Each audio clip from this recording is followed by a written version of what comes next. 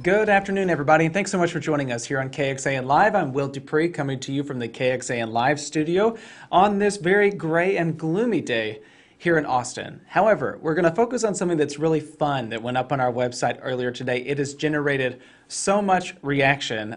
This is the headline, if you have not seen it just yet. Austin named the best city in the U.S. for dating. We put this up this morning and it exploded. Really caught fire with a lot of you and generating much reaction, both people agreeing with it, maybe some disagreeing with it too. Hey, both sides of the fence there have their opinions about it. But we really wanted to focus in on the reasons why Austin sits atop that list of the best dating cities in the entire U.S. Can you believe? All right, to do that, one of our interns actually wrote that story, looked in depth at the reasons behind that ranking, and found some really interesting couples to highlight too. So wanted to bring her into this conversation today. Please welcome Sloane Wick. Sloane, thank you so much for being here. We appreciate it. Thank you so much for having me. I'm excited to be here. Yeah, and you are wearing the color of love today. The red is very nice. You are a journalism student at UT Austin, right? I am. I am a journalism student. I'm a junior. I have loved my experience at UT so far. I have loved my experience at KXAN so far, and I am so excited to be a part of both. Well, we are so excited to have you here, and especially to highlight this story. Again, you have seen so much reaction to this since the story went up this morning. Talk about what you've seen out there since this headline went up that Austin is the best city for dating in the U.S. I woke up to quite a few notifications on my phone. My Twitter was kind of blowing up in the moment. I saw a lot of quote retweets. I saw a lot of comments. I saw some people saying, then why am I single? Might have to look at yourself for that. I know. Well, yeah, I've seen at least a dozen people. I put a screenshot of the article, and people have just been commenting to me about it, and I'm like, hey, we have a conversation coming up at 2:30, so let's dive into this ranking exactly. So the organization that put this out is called what? So it is called Sperling's Best Places. It is all about analyzing data, and so much of these rankings was based on cold data, which is what I found so intriguing about the topic. Of course, you can shoot off what you think is the best city in the U.S. for dating, but at the end of the day, does data lie? That is the question, and here's the cities that Sperling's Best Places list as the best cities for dating. Number one there, Austin, followed by Colorado Springs, San Diego, Raleigh-Durham in North Carolina, and Seattle. If you're wondering on the flip side what the worst cities for dating are, here's the list from this organization: Kansas City, Missouri; Wichita, Kansas; Minneapolis, St. Paul, Minnesota; Detroit, and Louisville. At least Austin is sitting on the best side of things, Sloane, but tell us why exactly this organization ranked Austin so high. So there was a lot of criteria that went into this, but the top three, and the three that I chose to highlight in my story, was its internet culture. So we have Bumble here, lots of internet dating. It has a young population, so there are so many people between 18 and 24, which is what Sperling's considered to be young. And we also have a lot of dateable locations, from places like coffee shops to music venues to bars, restaurants. Wherever you want to go for a date, Austin has a place for you. One thing that you highlighted is how Austin breaks down the prime dater category. I'm a little bit outside of that now, but I just wanted to point out to people. So tell us about the breakdown you see here and kind of what qualifies as a prime dating age. Absolutely. So essentially what is considered a prime dater is someone who is single and between the ages of 18 and 24. This is when we tend to date a lot. I was able to talk to a St. Edward's University psychology professor about this and about the drive for young people ages 18 to 24 to seek a companion. So here we have Austin singles ages 18 to 24, the prime daters, compared to entire populations of other Texas cities, and it is quite the contrast, as you can tell. I mean, look at the divide there between Buda itself and Austin. Obviously, Austin is a bigger place, but we just have such a large concentration of young people here. We do, and we have UT less than a mile away from the KXAN studio. You can see all the young people there every day. Yeah, that is true, and you are one of them, Sloane. Uh, because we really focused on this ranking of having so many young people, you've managed to talk to some couples who found love at the moment. Tell us about some of their experiences. I have, absolutely. I was lucky enough to crash a couple dates for this story. One of the ones I crashed was happening on the West Mall of UT. That is that big lawn area right outside the UT Tower that looks over the downtown skyline.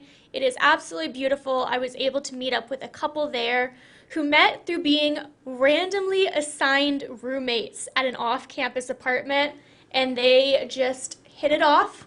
And I think that really exemplifies the culture of young people finding each other in Austin. You also mentioned that because Austin is such a tech hub, a lot of people have turned to dating apps to be able to find a significant other or relationship, or just even friends sometimes. But a couple you highlighted actually is now engaged after meeting online. They are. Their love story was absolutely beautiful. It was great being able to talk to them. And Bumble is such an interesting innovation, and it's so at home here in Austin. When I was talking to the Bumble representative for this story, she mentioned that Austin being full of tech-savvy people really did help because they know exactly how to use this app and exactly how to get what they want out of it. One thing she mentioned was being able to find the person that you really have something in common with, and that can range anywhere from what you like to do to what you like to listen to. She mentioned specifically country music is one of the most popular filters, people who like country music on Bumble in Austin, which I found fascinating. And they're finding ample selection here, it seems. That's so fascinating. If you are just joining us, Sloane Wick, who is one of our KXAN interns this semester, is joining us. She's talking about this article she wrote. And if you take a look right here, this is the headline: Austin named the best city in the U.S. for dating. What I'm curious about out there, if you are watching us right now on Facebook, leave us a comment. What do you think about that? Because both Sloane and I have seen lots of reaction to this today, both on people agreeing with it, and some are like, what are you even talking about? I'm just curious, what kind of caught your eye on this article? How did you come across it? So when I was first looking into this article, I know for me, I saw these rankings and the data analysts, and I thought, this is everything Austin is about. This is technology, this is youth, this is music culture, and I think everything in this story is very representative of Austin.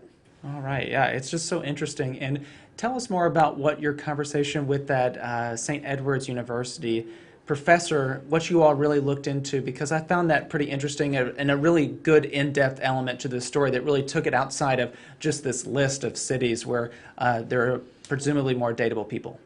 Absolutely. So the professor I spoke to was a psychology professor, and one of the things we talked about was how in each stage of your life, in each developmental stage, you kind of have a unique problem that you have to address and find a way to decide who you're going to be in terms of that development.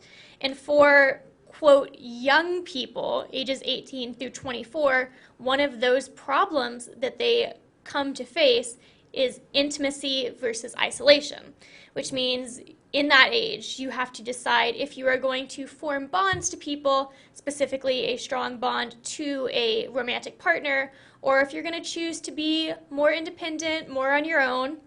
And I think that is so indicative of this story.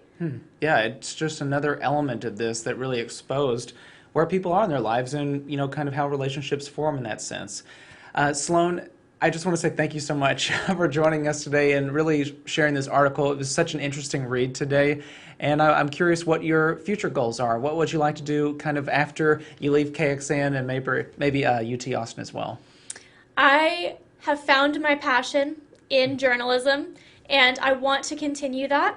I'm going to be applying for some internships both in the upcoming fall and in the upcoming spring, and I am graduating in June of 2023. I hope to find a permanent place of employment as either an MMJ, which is a multimedia journalist, or as a reporter, or maybe eventually an anchor someplace wonderful like KXAN News. All right, well, I'm hoping someone out there is listening because you will be hireable very, very soon. Great job on this article. If you all have not read it, it is on the homepage. It has absolutely blown up today with the reaction that's generated, and we appreciate your in-depth reporting about it too. So Sloane Wick, thank you so much for being here. We really do appreciate you being here. Thank you so much for having me, Will. All right, everybody, if you would like to read Sloane's work, it is available on our website. You can also follow her on social media, and if you have a job offer for her out there, send that her way as well too. So we want to be able to connect that with her. All right, thank you all for watching again. Again, that story is on our website, KXAN.com. It's also available on the KXAN News app, so please download that if you haven't done so already. Once again, I'm Will DuPree in the KXAN Live Studio. We'll see you back here another time, everybody. Take care.